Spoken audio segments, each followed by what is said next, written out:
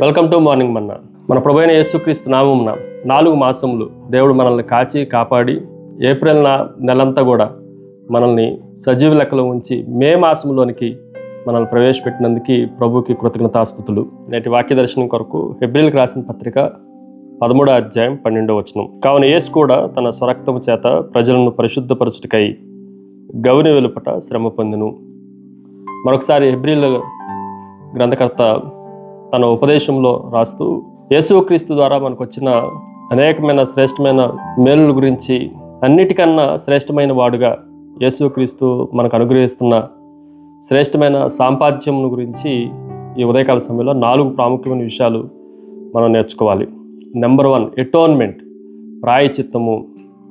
మానవ పాపం అంతటికీ కేవలం యేసుక్రీస్తు మరణాన్ని ఆయన బలిగా దానంగా చేయటం ద్వారా, ఆయన ప్రాయశ్చిత్తం చేయటం ద్వారా మాత్రమే మనందరికీ పాపానికి విముక్తి కలిగింది. అందుకే దేవుని వాక్యంలో యేసు కూడా తన స్వరక్తం ఇచ్చి, స్వరక్తము చేత, మేకల యొక్కయు ఎడ్ల యొక్కయు రక్తము చేత మనము విమోచింపబడలేదు, కానీ నిర్దోషమైన యేసుక్రీస్తు అమూల్యమైన రక్తం చేత మనము ప్రాయశ్చిత్తం చేయబడ్డాము అన్న విషయాన్ని ఈ ఉదయకాల సమయంలో మనం గ్రహించాలి. రెండో విషయాన్ని మీకు జ్ఞాపకం చేస్తాను, అబాండ్మెంట్. దీన్ని కూడా జాగ్రత్తగా ఆలోచన చేస్తే విడిగా ఉండటము, పరిత్యాగము అని అంటాం.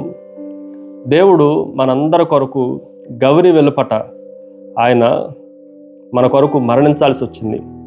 గౌని వెలుపట అన్న మాటను మనం జాగ్రత్తగా ఆలోచన చేస్తే మన కొరకు ఆయన అన్యాయమైన తీర్పును పొందాడు.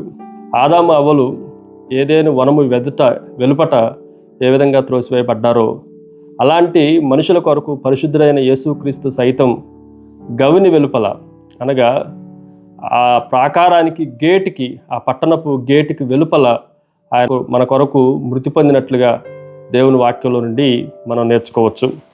మూడో విషయాన్ని మీకు జ్ఞాపకం చేస్తాను, యాక్సెస్, ప్రవేశము.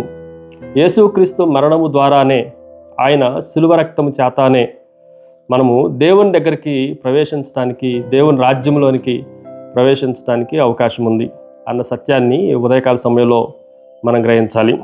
అందుకే తన స్వరక్తము చేత ఆయన ప్రజలను పరిశుద్ధపరచుటకై గవిని వెలుపట శ్రమ పొందెను. ఈ మాటలన్నింటినీ జాగ్రత్తగా ఆలోచన చేస్తే ఆయన త్రోసివేయబడ్డాడు, కానీ మనల్ని దేవుని దగ్గరికి ప్రవేశించడానికి అనుమతిని కలిగించాడు.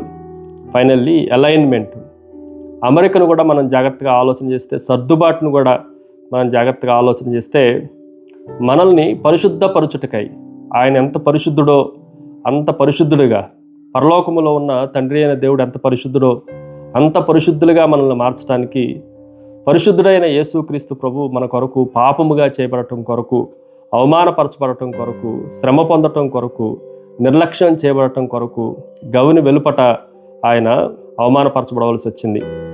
మనము పరిశుద్ధులుగా జీవించడానికి తీర్మానం చేసుకోవాలి. ప్రార్థన. సకల ఆశీర్వాదములకు కారణభూతుడవు తండ్రి, మరొకసారి నిన్ను స్తుతిస్తున్నాను తండ్రి. నీ కుమారుడైన యేసుక్రీస్తు రక్తం ద్వారా తండ్రి దగ్గరికి మమ్మల్ని, మా మార్గాలన్నింటినీ సుగమనం చేసినందుకై మిమ్మల్ని స్తుతిస్తున్నాం తండ్రి. మమ్మల్ని పరిశుద్ధపరిచినందుకై మిమ్మల్ని స్తుతిస్తూ ఆరాధిస్తూ యేసు నామమున అడిగి వేడుకొంచున్నాం తండ్రి. ఆమెన్. God bless you.